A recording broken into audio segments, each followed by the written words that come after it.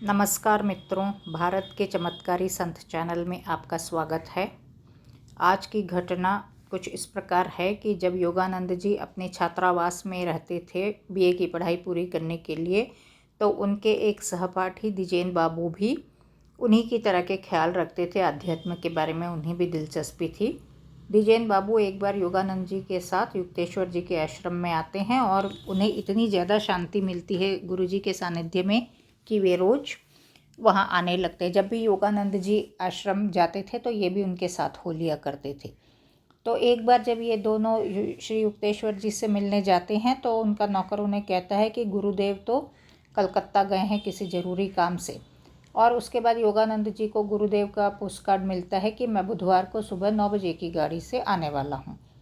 और बुधवार आ जाता है, लेकिन टेलीपैथी द्वारा योगानंद जी को ये समाचार मिलता है गुरु का कि किसी ज़रूरी काम की वजह से मुझे रुकना पड़ेगा, तुम स्टेशन मत आओ।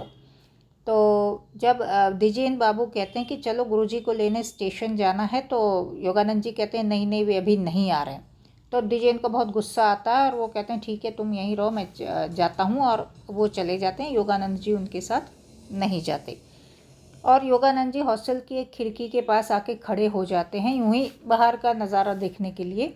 तो अचानक उन्हें बहुत तेज प्रकाश दिखता है और वहाँ पर श्री युक्तेश्वर जी प्रकट होते हैं, जो कि असल में कलकत्ता में थे।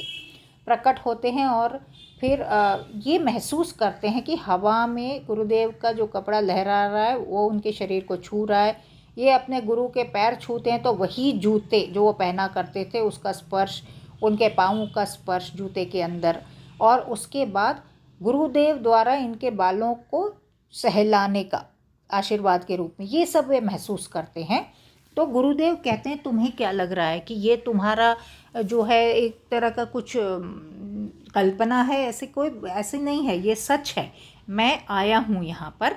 और उसके बाद वो कहते हैं कि मैं 10 बजे की गाड़ी से आऊँगा, मेरे आगे एक बच्चा लोटा, चांदी का लोटा लेकर चल रहा होगा, उसके पीछे पीछे मैं चल रहा हूँगा। 10 बजे की गाड़ी से आज मैं आ रहा हूँ। और उसके बाद जिस तरह से हम ब्लैक बोर्ड में आकृतियों को मिटाते हैं ना, पहले नीचे से, उसके बाद धड़, उसके बाद सिर, उस तरह पहले पैर यानी ओझल हो जाते हैं, उसके बाद धड़ ओझल होता है, उसके बाद पूरी तरह से युक्तेश्वर जी ओझल हो जाते हैं।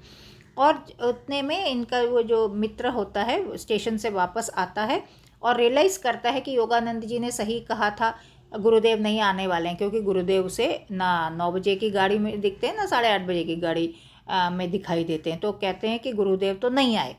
तो योगानंद जी कहते हैं गुरुदेव 10 बजे की गाड़ी में से आने वाले हैं, चलो मेरे साथ। तो वो जाने को तैयार नहीं होता है, लेकिन योगानंद जी उसे खींच के स्टेशन ले जाते हैं। 10 मिनट में दोनों स्टेशन पहुंच जाते हैं।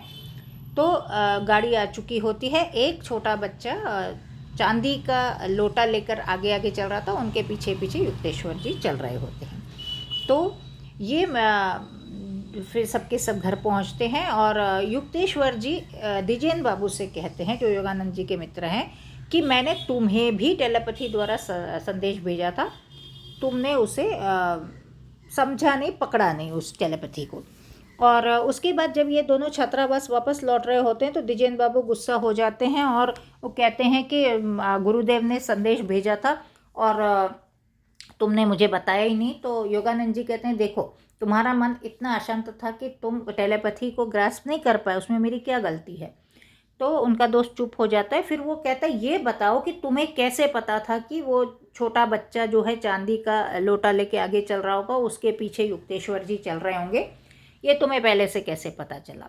तब योगानंद जी पूरी घटना सुनाते हैं कि किस तरह से कलकत्ता में रहते हुए भी श्रीरामपुर की खिड़की के पास उन्हें गुरुदेव के दर्शन हुए, साक्षात दर्शन हुए और गुरुदेव ने उन्हें बताया। तो ये घटना जो है, इसके बाद योगानंद जी को लगता है जैसे वे ये जो दुनिया, भौतिक दुनिया है, मटेरियल वर्ल्ड से उनका ग्रिप छूटता जा रहा है। क्योंकि आध्यात्म की दुनिया तो एकदम ही अलग है। इस घटना के बाद आपने भी महसूस किया होगा।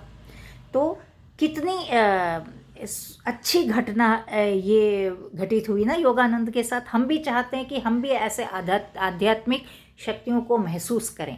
तो आज की घटना यहीं समाप्त करती हूँ। अगली घटना के लिए मिलते हैं कल। प्रणाम।